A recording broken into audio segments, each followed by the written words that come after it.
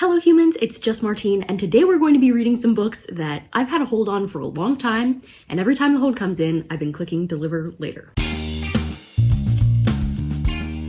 Listen, I have a lot of library holds right now. I can't accept them all the time. You know, when they arrive, I love the deliver later feature.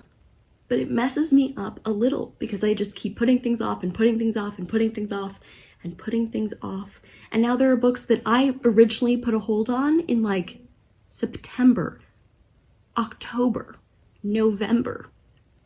It's March. I've clicked deliver later on those books dozens of times, thinking next week, surely I'll read this book. And I haven't, so now I'm going to. Let's get reading. Hello, I have finished my first book for this, and this is a little embarrassing. It's honestly the book that made me want to make this video in the first place. Well, one of the two books, but I finally read Counting the Cost, largely by Jill, formerly Duggar, now Dillard. The reason it's embarrassing is because I placed a hold on this book on the 13th of September in 2023. It arrived about a week later, and I've been clicking deliver later ever since. So absolutely months and months and months, like a third of a year. But I finally read it, and I'm glad I did. I'm giving it 4 stars. It's just kind of a memoir about Jill's time, not only in the show 19 Kids and Counting, but also in the fallout from all of that. It was very interesting. Her perspective was unique. I appreciated the balance that she had between being grateful for the good things that happened in her life and also realizing that some really messed up things happened too. And it was just really interesting to hear her perspective because I would say I only really watched 19 Kids and Counting for like a couple of episodes right around the time that Jill first got married. And honestly, that's where a lot of the tensions start to build in this book. And I think the main focus of the book is on her adult life and the fallout from a childhood spent on TV. And so basically I got to know her as a public figure right around the time that things got interesting, I would say. It's obviously really unfortunate, all the things that happened to her, but with their writer, I think she and her husband did a good job crafting this story and sharing it with the world. And she made a point at the end that the reason that she felt like she should share this story was because she still felt like she was being silenced by different people, including specific members of her family. And so I just appreciate her for being willing to share that with the world when honestly a large problem in her life has been the things that she did not get to choose to share with the world. So the fact that she made a space that she was comfortable with and shared her story in that space, I'm just really appreciative of that because I know that could not have been easy. I know that if most of my trauma came from sharing my life with other people, especially without my consent, then I wouldn't really want to share my life with other people, especially the general public. But that was an interesting read, and I'm so glad I finally got around to it because I literally placed a hold on it like when it came out, as if I was urgently going to read it. Because the thing is, when I placed a hold on something, unless it's a months-long hold, if it's like 2 or 4 weeks, the expectation is I'm placing the hold because I want to read it soon. But then when I don't, it just like spirals. It spirals, and I'm embarrassed that I've been clicking deliver later for so long on this one. Now that I have more library cards, I understand that some of the things that I've recently placed a hold on, I'm going to be clicking deliver later on for a while, but this was not then. I had like 2 library cards when I placed this hold. It was like a 2-week hold. I anticipated reading it as soon as it came in, and then I just didn't. So that one's on me, but it's done now. So I get to pick out my next book for this. Hooray. Hello, I'm here to talk to you because I finished up another book for this. Specifically, I finished reading Check and Mate by Ali Hazelwood. Ali Hazelwood's first YA book, and I don't know if you know this about me, but I love YA contemporaries, and this was no exception. Ali Hazelwood already writes romances that I really like, and so when I saw that she was writing a YA romance, I was like, I'm probably gonna like this. But because of that and the fact that I have a million other things that I'm trying to read all at once, I've been deferring it since November. So not as embarrassing as some of the other holds from this video, but you know, it could always be better. Now that I'm thinking about it, it's May. So November was quite a while ago. Why did I feel like it was earlier in the year than it actually is? So anyway, I read this and I'm so glad I did because I'm giving it 5 stars. It had me kicking and screaming. There was just something I loved so much about this book. In this one, we're following this girl Growing up, she used to play chess, but she stopped playing chess when some things happened with her dad and he passed away and all that stuff.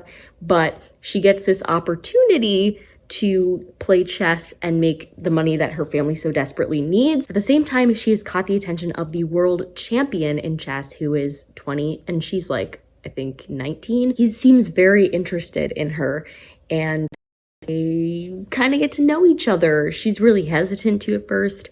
It's kind of a rivals to lovers situation, as all Ali Hazelwood books are. But I really loved the characters in this and the general story as well. I thought the two main characters went so well together. I thought the love interest was precious, just precious, and I loved him. As with all of Ali Hazelwood's books, we've got some big-brained characters in here, and that's something that I really love. So overall, it was just a good time. I mean, I was losing it over this book. I probably should have stopped reading for a minute and filmed and shown you just how much I was kicking my feet and screaming about this book, but it was so good. It was so good. I'm glad I finally got around to it. So that's another book delivered now, finished now, off the list. We love to see it. All right, I'm finally here to talk to you about the next book that I read for this, which was The Lager Queen of Minnesota. I know that Bailey has been waiting for me to read this book for a very long time because it was one of her very favorite books of last year. It didn't end up being the favorite from her list that I picked for my Reading My Friends Favorites vlog, but I did want to get around to it. I put my hold on it in October of 2023, so not my worst job, but not my best, you know? And I really enjoyed it. I'm giving it 4 stars. In this one, we're following kind of a couple generations of a family that has these 2 sisters.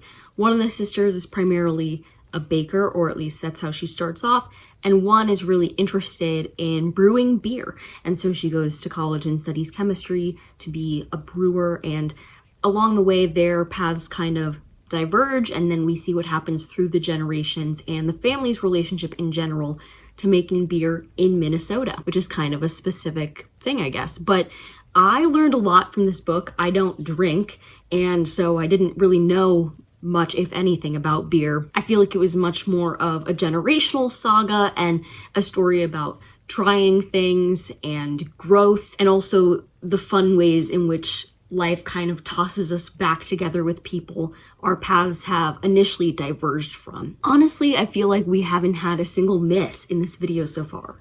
Just hits. Oh, I also did want to mention that one of the reasons I really like this is because I tend to like a generational story, and I could see the paths converging and I was just eagerly waiting for it. I feel like redemption stories are really great to me, especially sister redemption stories in some ways. As a person who's very close to my sister, I was just thinking the whole time about the different paths that our lives have taken us and how our lives have related to the lives of the other. And I also just thought the cast was really great, like especially as we get the cast of grandmothers together, like that's just enjoyable stuff. So overall, really liked it. Thanks to Bailey for the recommendation, and on to the next one. In September of last year, I put a hold on Ryan and Avery by David Levithan because it was just coming out. And now I finally read it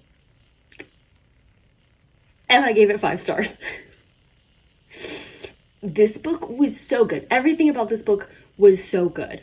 The writing, the characters, the representation, the everything. The writing was beautiful. On this book, I highlighted so many quotes. This one is a YA contemporary romance. It's about these 2 boys, Ryan and Avery, and their relationship with each other. We start the book on their, I think, 5th date, and then we proceed in different chapters to go either forwards or backwards in time to see their previous dates or their future dates. And so we kind of see the shape of their relationship as they move through these first few interactions with each other. It is so heartwarming and brilliant. And again, I cannot emphasize enough how beautiful the writing was in this. Like, it took my breath away. I started reading it, and after the first few pages, I was like, I already know this is going to be a 5-star read for me, because it was that good from the jump. This book was exactly the type of book that I love, and it's the exact type of book that I love the genre of YA contemporary for. I've enjoyed David Levithan books before, but I think this might be my favorite one. I loved this book so much. So much. I can't say it enough. I cannot believe I didn't read it before now, and that this hold has been coming in and I've been clicking deliver later since late September. I'm appalled at myself. It's so good. If this is not on my favorites list for the year, hit me over the head, because I've clearly lost my mind. Okay, I'm here to talk to you about the last book that I read for this, which is just straight up embarrassing. It's Red Rising by Pierce Brown, and I'm giving it 4 stars. The reason it's embarrassing is because I placed a hold on this book in July of last year. Granted, it did not come in until September, but still, I've been clicking deliver later since September because I knew it was not going to be the world's quickest read, but I knew I wanted to read it eventually, so I just kept holding on hope. But this video provided the perfect opportunity to finally accept the hold when it came in next. Yeah, I enjoyed this one.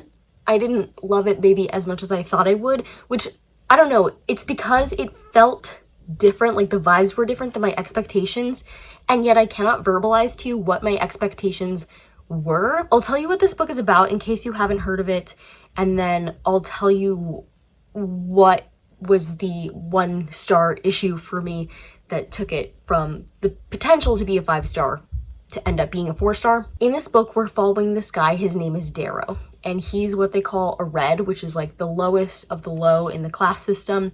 And the Reds are responsible for mining Mars so that humans will eventually be able to live there. And some things happen in the beginning of this book that kind of upset Darrow's way of living, and he ends up kind of being recruited to infiltrate the higher classes in order to get justice for the other Reds. And almost anybody who's read this will probably disagree with me, but so much of this felt like the Hunger Games to me. What felt like the Hunger Games was taking somebody in the lowest part of society and basically throwing them into the highest part of society and then making them fight for their lives. So when described like that, you can see why I drew the comparison. And of course it's very different too, but I just kept feeling these parallels to it, which was weird. And that kind of drew me out of it a bit, because I kept being like, that was the time that Katniss did this, you know? And again, they're such different books, but at the same time, I saw the similarities and they were distracting to me. I'm hoping that the second book won't have that same problem, because now we're going to diverge so greatly from that part of it. But I don't know. I'm still glad I gave this a read so that I could officially say I've started this trilogy. It's one I've been wanting to read for a really long time, so I'm glad that I finally prioritized it for this video. That said, I'm done reading for this video. I still have like 60 holds at my different libraries, but let's not talk about that. Let's talk about the fact that I read 5 books for this video, and not a one of them got less than 4 stars, and 2 of them got 5 stars. A couple things. One, I'm keeping really good books on hold for a really long time instead of just reading them, which is a shame. But at the same time, it's telling me that I'm mostly being pretty smart about what I am putting a hold on, because I'm putting a hold on books that end up being really good. Which, to be fair, if I think about it, a lot of times the reason that I have to put a hold on a book is because other people want to read it, and other people want to read it because it is good. That's not always the case, and just because other people think it's good doesn't mean that I'll think it's good. Everybody has their different tastes, but for these 5 books, they were it. I don't know what to tell you. I read Counting the Cost, that was 4 stars. Check and Mate, that was 5 stars. Lager Queen of Minnesota was 4 stars. Ryan and Avery was 5 stars. And Red Rising was 4 stars. I can't say, I don't want to pick a favorite book of this video because both Check and Mate and Ryan and Avery were so good. Notice that they're both YA romances with 3-word titles, the second word of which is and. Crazy. I think the writing was more beautiful in Ryan and Avery. I squealed more reading Check and Mate. Check and Mate made me care about something I historically have never cared about, chess. And Ryan and Avery was incredible representation.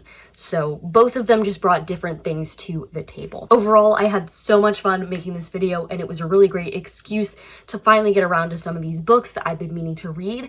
You should let me know in the comments if I should do another episode of this. But other than that, I'm going to end this here. If you'd like to go ahead and give it a big thumbs up and subscribe for more bookish and college lifestyle content. And until next time, bye humans. Bye!